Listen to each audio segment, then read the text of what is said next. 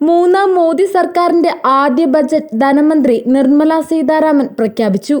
നിരവധി സുപ്രധാന പ്രഖ്യാപനങ്ങളാണ് ബജറ്റിലുള്ളത്. രാജ്യത്തുയരുന്ന തൊഴിലില്ലായ്മ മറികടക്കാൻ ലക്ഷ്യമിട്ടുള്ളതാണ് മൂന്നാം നരേന്ദ്രമോദി സർക്കാരിന്റെ ഒന്നാം ബജറ്റ്.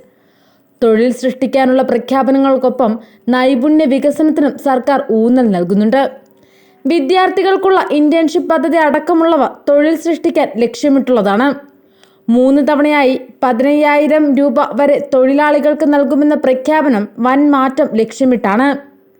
പതിവ് പോലെ പുതിയ സ്കീമിൽ ആദായ നികുതിയിൽ ചില ഇളവുകൾ പ്രഖ്യാപിച്ചിട്ടുണ്ട്. പുതിയ സ്കീമിൽ സ്റ്റാൻഡേർഡ് ഡിഡക്ഷൻ പരിധി 50,000-ൽ നിന്ന് 75,000 രൂപ വരെയാക്കി ഉയർത്തിയിട്ടുണ്ട്. ഇതിനു പുറമെ ഇ-കൊമേഴ്സ് കമ്പനികൾക്കുള്ള DDS 0.1% കുറയ്ക്കുകയും ചെയ്തിട്ടുണ്ട്. ബീഹാറിനും ആന്ധ്രയ്ക്കുമുള്ള പ്രത്യേക പ്രഖ്യാപനങ്ങളും ബജറ്റിൽ ഇടം പിടിച്ചിട്ടുണ്ട്.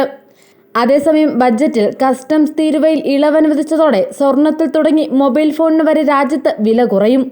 അർബുദ മരുന്നുകൾ, മൊബൈൽ ഫോൺ, സ്വർണം, പ്ലാറ്റിനം, വെള്ളി, തുകൽ ഉൽപ്പന്നങ്ങൾ, കടൽ വിഭവങ്ങൾ, ഫെറോനിക്കൽ, ബ്ലിസ്റ്റർ കോപ്പർ എന്നിവയ്ക്കാകും വില കുറയുക. സ്വർണം ഗ്രാമിന് 420 രൂപ വരെ കുറയാൻ സാധ്യതയുണ്ടെന്നാണ് വിലയിരുത്തൽ. അതേസമയം ammonium nitrate, PVC flex banner, telecom ഉപകരണങ്ങൾ, പ്ലാസ്റ്റിക് ഉൽപ്പന്നങ്ങൾ എന്നിവയുടെ വില വർദ്ധിക്കും.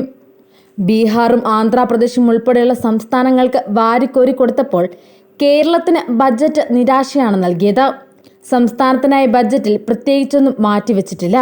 പ്രളയ ദുരിതാശ്വാസ പദ്ധതികളിലും കേരളം ഇടം പിടിച്ചില്ല. അതിവേഗ ട്രെയിൻ ഉൾപ്പെടെ പദ്ധതികൾ കേരളത്തിനില്ല. സംസ്ഥാനത്തിന്റെ ദീർഘകാല സ്വപ്നമായ എയിംസ് ഇത്തവണ പ്രഖ്യാപിക്കുമെന്നായിരുന്നു ഉറ്റുനോക്കിയിരുന്നത്. എന്നാൽ ബജറ്റ് പ്രഖ്യാപനത്തിൽ അതുണ്ടായില്ല. കേരളത്തിൽ നിന്നും 2 കേന്ദ്രമന്ത്രിമാരുണ്ടായിട്ടും സംസ്ഥാനത്തിന് ഗുണകരമാകുന്ന എടുത്തു പറയാവുന്ന പദ്ധതികളൊന്നും ഉണ്ടായിട്ടില്ല.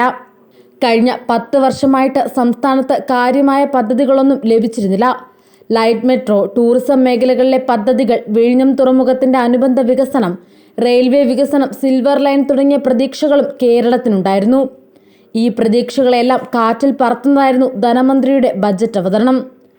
ആസം, ഹിമാചൽ പ്രദേശ്, ഉത്തരാഖണ്ഡ് സംസ്ഥാനങ്ങൾക്കാണ് പ്രകൃതി ദുരന്തത്തെ നേരിടാൻ പ്രത്യേക സഹായം അനുവദിച്ചിരിക്കുന്നത്. 2 പ്രളയത്തെ നേരിട്ട കേരളത്തെ ബജറ്റിൽ അവഗണിച്ചു. അതിവേഗ ട്രെയിൻ ഉൾപ്പെടെ പദ്ധതികളും കേരളത്തിനില്ല. എല്ലാ വർഷവും കുന്നോളം ചോദിക്കും, എന്നാൽ കുന്നിക്കുരു പോലും കിട്ടുന്നില്ലെന്നാണ് ഓരോ കേന്ദ്ര ബജറ്റ് കഴിയുമ്പോഴും സംസ്ഥാന സർക്കാരിന്റെ പരാതി. ചോദിച്ചതൊക്കെ കൊടുത്തിട്ടുണ്ടെന്ന് കേന്ദ്ര സർക്കാരും തിരിച്ചടിക്കും. വർഷങ്ങളായി തുടരുന്ന സ്ഥിരം പല്ലവിക്ക് ഇത്തവണയും ബജറ്റിൽ മാറ്റമുണ്ടായിട്ടില്ല എന്നതാണ് ശ്രദ്ധേയം.